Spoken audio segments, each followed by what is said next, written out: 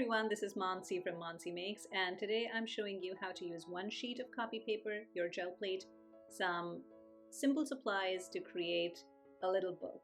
I got inspiration from Autumn Moon Art on Instagram to create this. She had done a very therapeutic video where she created a journal out of one sheet of paper. She did not use the gel plate, but I did get inspiration from her to try this out.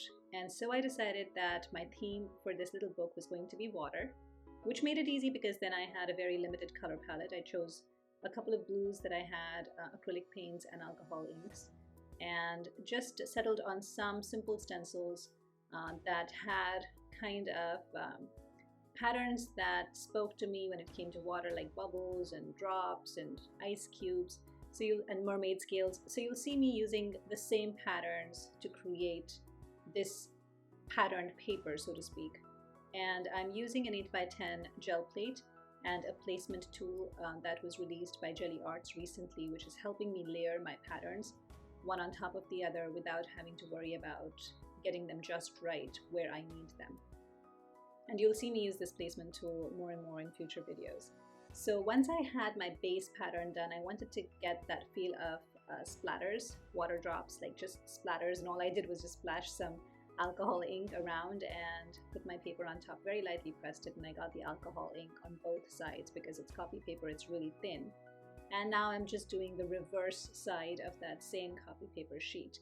And these are just some tiles that I got from some kind of a yard sale. They made for a cool pattern, and it made me think of ice cubes. So it went well with this theme, and it was really simple. You know, there's nothing too complicated about this. You could use like an empty egg carton, you could use some thread, some rubber bands, just brayer on some patterns, use your fingers, you know, if you want as marks, and just create something on both sides of your copy paper that will act as a jump start to working on and making it more elaborate, more detailed. Or you could just leave it be and just add some words and some stickers and be done. It's a really simple technique. So once I had both sides of my copy paper covered with paint and patterns, I just trimmed off the excess white bleed that I had on the sides. And this was a 10-inch paper lengthwise. So I just marked off parts at 2.5 inches each and just tore them off with my T-ruler. I'm very bad at tearing things off straight, so I trust my T-ruler for that. Then I just folded them in half and made a score line, so you know they're all the same size.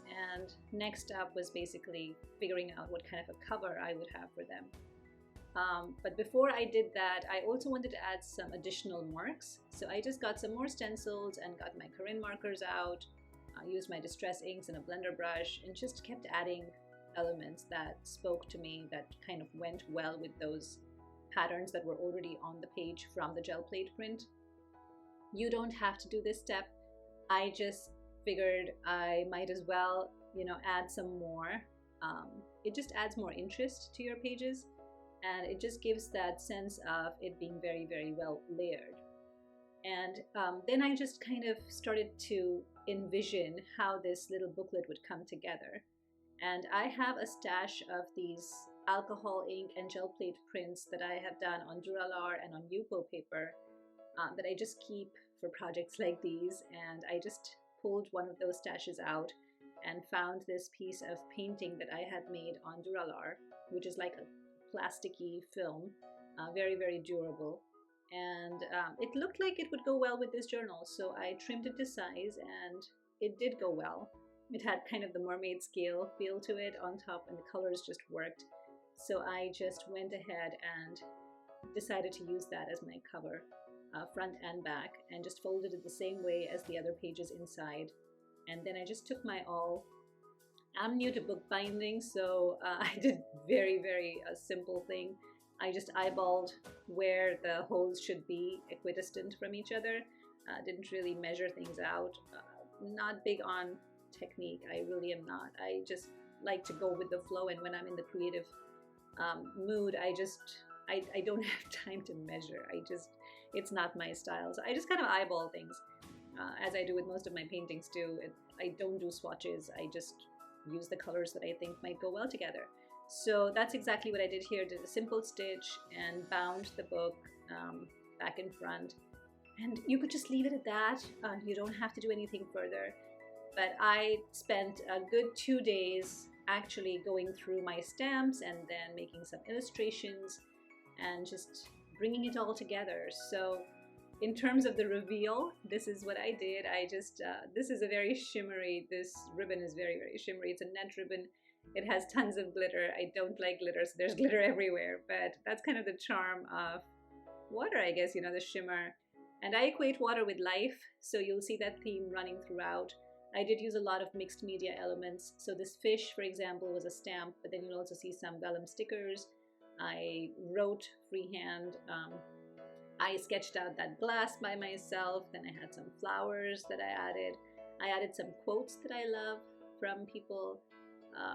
It's just full of hope, full of life, full of energy. And it's absolutely unmistakably about water. So you can see how the same colors, the same theme runs through, similar patterns are there everywhere.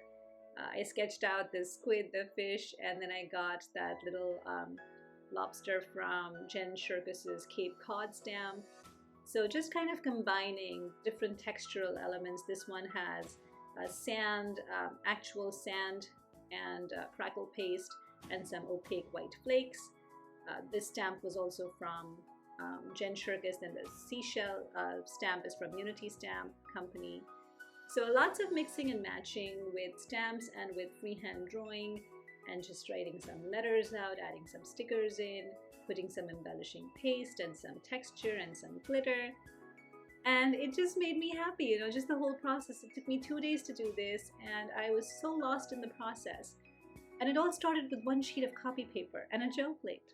So I highly encourage you to try something like this. You don't have to make it very elaborate. Just do what appeals to you and have fun. Thank you so much for watching, and I'll see you next time.